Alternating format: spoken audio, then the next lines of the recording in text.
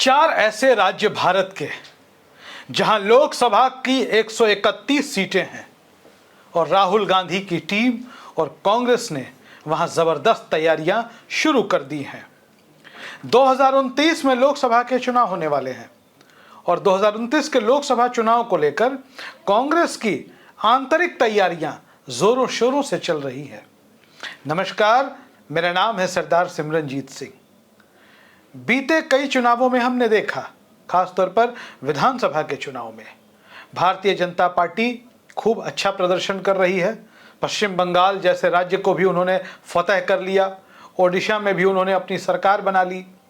लेकिन सवाल यह है कि कांग्रेस क्या कर रही है।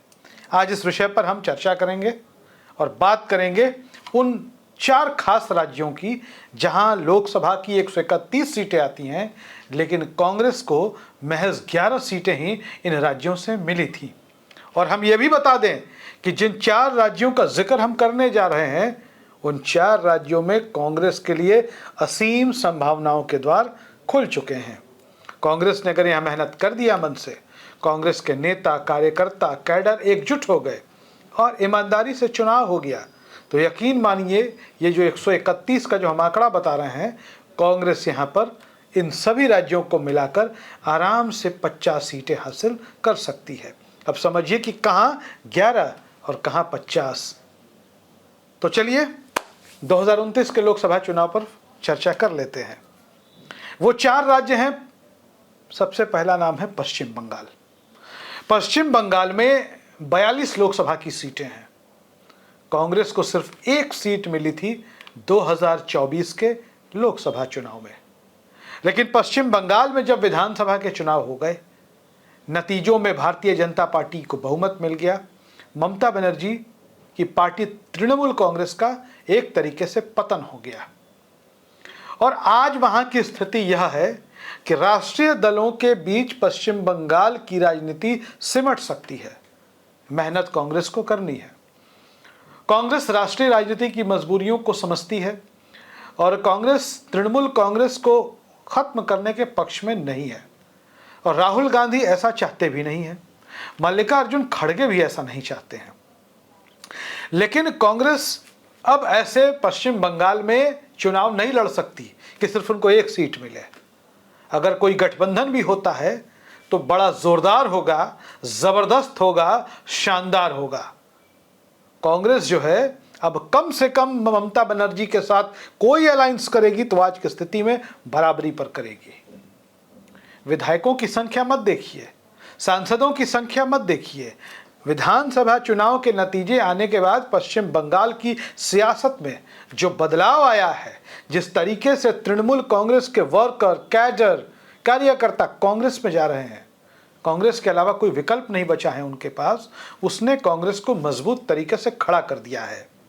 अब कांग्रेस को पश्चिम बंगाल पर स्पेशल फोकस करना होगा, क्योंकि अगर कांग्रेस आगे नहीं आई, कांग्रेस ने नेतृत्व नहीं किया, तो तृणमूल कांग्रेस हो या सीपीएम हो, बंगाल में लाख कैडर हो, लाख कार्यकर्ता हो, भारतीय जनता पार्टी की मशीनरी का मुकाबला नहीं कर पाएंगे। नरेंद्र मोदी का मुकाबला ममता बनर्जी या सीपीएम नहीं कर पाएगी। उसके लिए राहुल गांधी को उनके सामने आकर खड़ा होना होगा और जो राहुल गांधी की टीम है वो अपना काम कर रही है। दूसरे राज्य की बात कर लेते हैं। दूसरा राज्य है ओडिशा। लोकसभा चुनाव के साथ ही विधानसभा का चुनाव ओडिशा में हुआ। पहली बार ऐतिहासिक रूप से ओडिशा में भारतीय जनता पार्टी की सरकार बन गई। तो जहां सरकार होती है वहां विपक्ष भी होता है। 21 लोकसभा की सीटें हैं ओडिशा में। कांग्रेस को कितनी मिली? महज एक सीट। अब नवीन पटनायक को देखिए। नवीन पटनायक वहां विपक्ष में है, बीजू जनता दल। उनकी पूरी राजनीति जो है भारतीय जनता पार्टी के आगे पीछे घूमने में ही लगी रहती है। जब वो सत्ता में थे, जब वो ताकत में थे, तो एनडीए हो, भारतीय जनता पार्टी हो, उसके हर बिल का वो समर्थन करते थे और हर स्टैंड पर साथ रहते थे। तो ओडिशा की जो जनता भारतीय जनता पार्टी की सत्ता को पसंद नहीं करती, भारतीय जनता पार्टी की रीति, नीति, विचारधारा को एक्सेप्ट नहीं करती, आज वो कांग्रेस के साथ खड़ी है। तो कांग्रेस के पास ओडिशा में भी मौका है एक की संख्या को 10 तक ले जाने का, क्योंकि ओडिशा में भी राष्ट्रीय दलों की राजनीति का दौर शुरू हो गया है। तीसरा राज्य है तमिलनाडु। तमिलनाडु में वैसे तो इंडिया गठबंधन का जबरदस्त प्रभाव रहता है।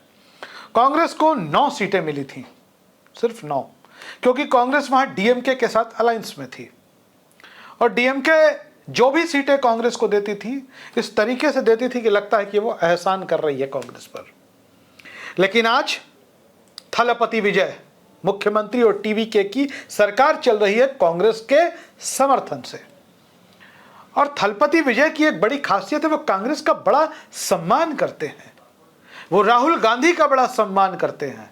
थलपति विजय कहते हैं कि वो कांग्रेस को उनके पुराने दिनों में लौटते हुए देखना चाहते हैं, वो कांग्रेस का पुराना गौरव वापस लौटाना चाहते हैं। अब एक बात समझिए, इस देश में कोई ऐसा राजनीतिक दल नहीं होगा जो कांग्रेस के लिए आज की तारीख में इस तरीके की बातें करे।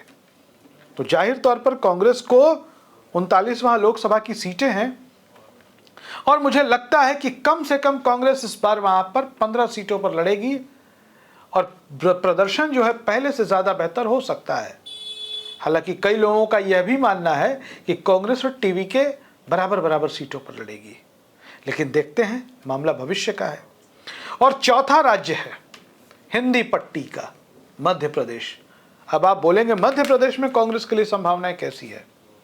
हमने अपने पुराने वीडियोस में लगातार इस बात को बताया है कि मध्य प्रदेश में कांग्रेस का वोट भी बढ़ा है, कांग्रेस का कुनबा भी बढ़ा है और कांग्रेस के प्रति वहां के लोगों का विश्वास भी बढ़ा है। हाल ही में जब दतिया में विधानसभा के उपचुनाव हुए तो मध्य प्रदेश के कद्दावर नेता नरोत्तम मिश्रा के गढ़ में कांग्रेस उनको एक बार पहले भी हरा चुकी थी, लेकिन जो कांग्रेस के निवर्तमान विधायक थे वो भी कुछ और कर रहे थे, मतलब पार्टी की खिलाफत, पार्टी ने उनको बाहर भी कर दिया। इसके बावजूद कांग्रेस ने बड़ी मजबूत तरीके से, शानदार तरीके से दतिया में जीत हासिल की। 30 लोकसभा की सीटें हैं मध्य प्रदेश में, माफ करिएगा 29 लोकसभा की सीटें हैं मध्य प्रदेश में और इन 29 लोकसभा सीटों में से एक भी सीट कांग्रेस को नहीं मिली थी। लेकिन इस बार मौका है कि कांग्रेस अच्छा प्रदर्शन मध्य प्रदेश में कर सकती है और 10 सीटों तक कांग्रेस यहां लोकसभा में जा सकती है। और ऐसे में अगर इन 4 राज्यों से बेहतरीन नतीजे कांग्रेस के लिए निकलकर सामने आते हैं तो आने वाला जो चुनाव होगा 2024 में लोकसभा का, उसमें कांग्रेस की बेहद मजबूत स्थिति होगी। कांग्रेस के जिन लोगों से हमारी बातचीत होती है उन्होंने बताया कि जो टीम राहुल गांधी है वो इन 4 राज्यों को अलग तरीके से फोकस कर रही है। एक अलग ही टीम है जो इन इलाकों में, इन प्रदेशों में काम कर रही है।